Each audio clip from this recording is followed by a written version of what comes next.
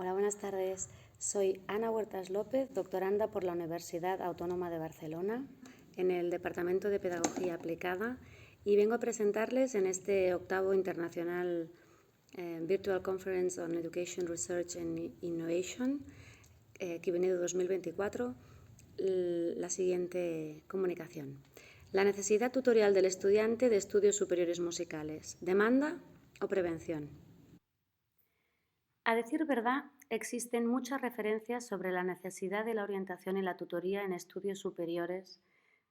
la mayoría de ellos motivadas por el cambio que supuso la entrada en vigor de la Bolonia y su nueva mirada en la que el estudiante universitario pasaba a ocupar el centro del accionar docente.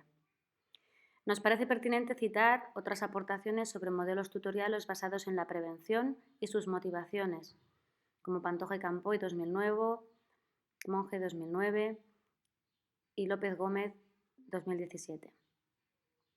Poco después empezó a emerger la demanda de los estudiantes sobre el ejercicio de la acción tutorial,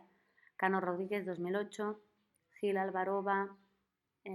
entre otros, 2017. Pero tras la pandemia, ciertos parámetros relativos al acompañamiento de los estudiantes de nuevo fueron puestos sobre la mesa e incluso, por primera vez, ciertos aspectos específicos de la orientación cobraron un peso importante, sobre todo por el incremento social hacia la preocupación sobre la salud emocional. En el caso de los estudios superiores de música en particular, existen pocas referencias, de las que destacamos Duque 2008, aunque sí encontramos más presencia en estudios superiores generalistas, como Amor Almeida o Dios Sánchez de 2017 o Amor Almedina 2020. O en estudios musicales de niveles inferiores, como la tesis doctoral de Llanas 2017.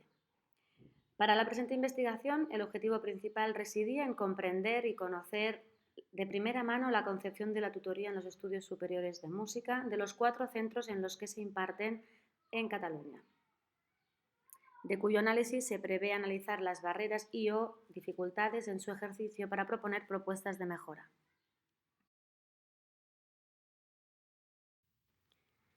Para este cometido se ha diseñado un estudio de carácter cualitativo dentro del paradigma interpretativo consistente en un estudio multicaso que incluye los 4 centros que imparten estudios superiores musicales en Cataluña.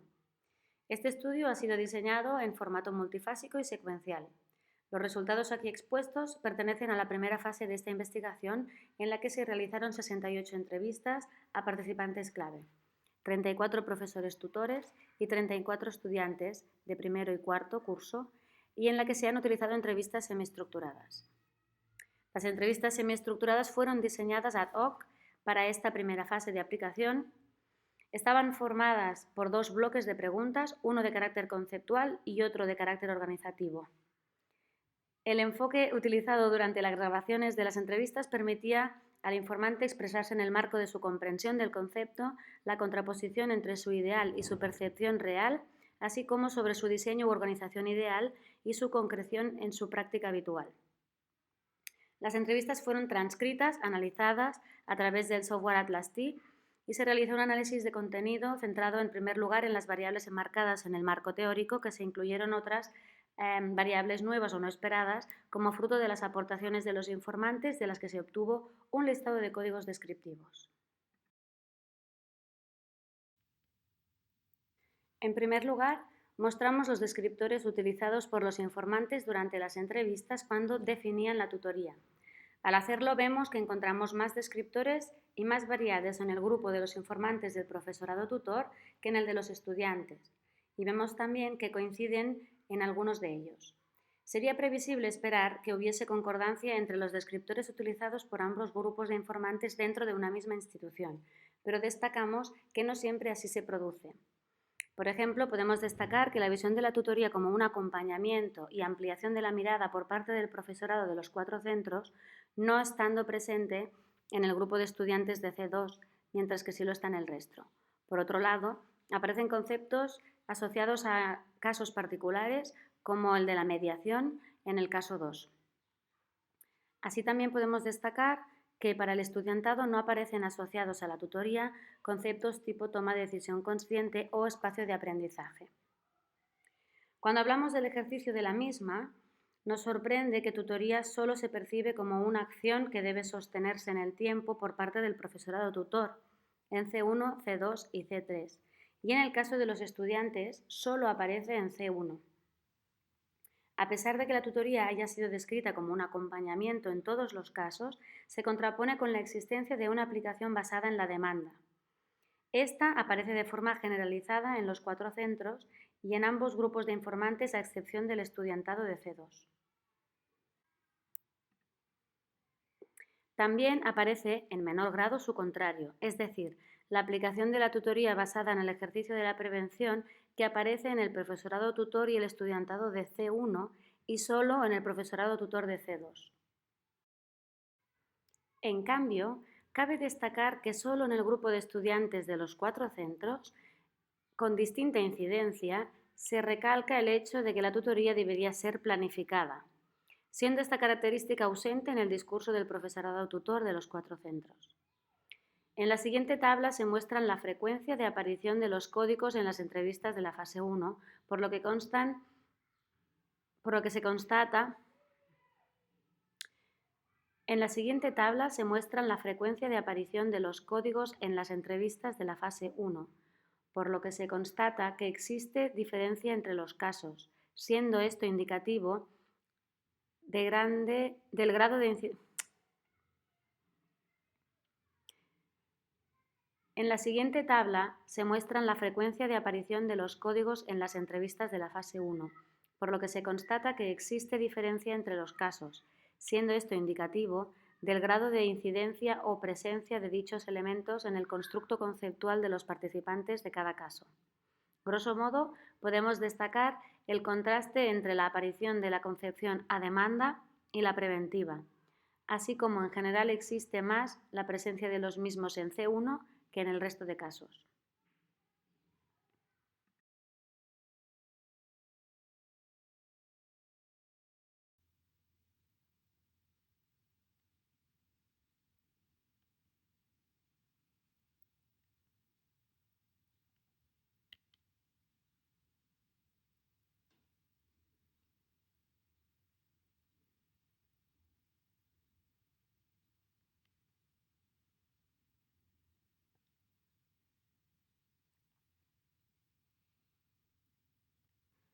Como conclusión, siendo conscientes que las organizaciones institucionales de la tutoría inciden en la percepción o en la conceptualización de la tutoría por parte de sus usuarios, tanto por los que la ejercen como por las que la reciben, poniendo de manifiesto que se acentúan más aquellas ideas asociadas a la visión de la institución,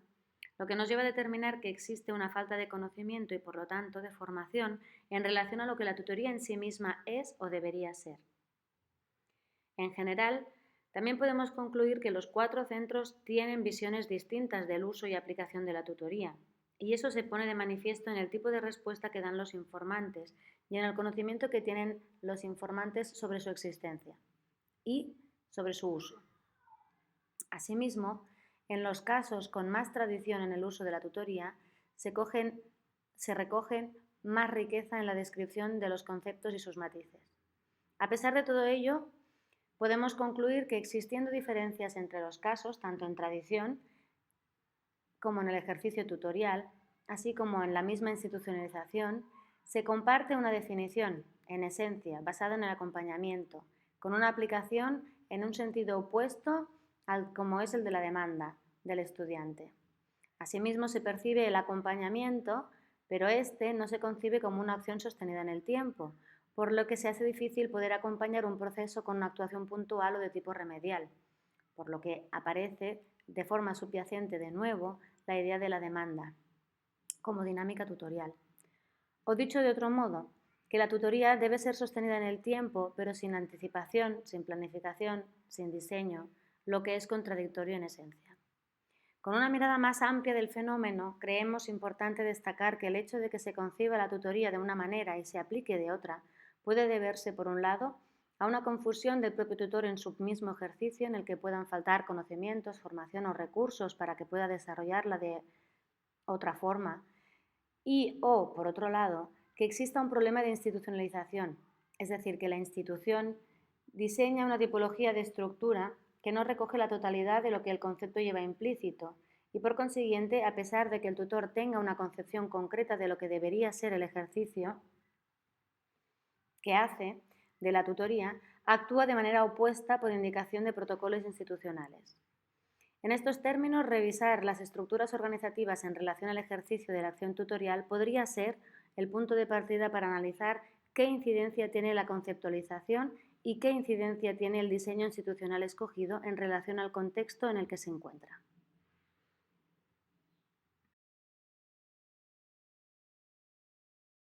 Muchas gracias a todos por su atención y quedo a su disposición en el foro para cualquier pregunta, duda o propuesta que quieran compartir conmigo. Disfruten del congreso.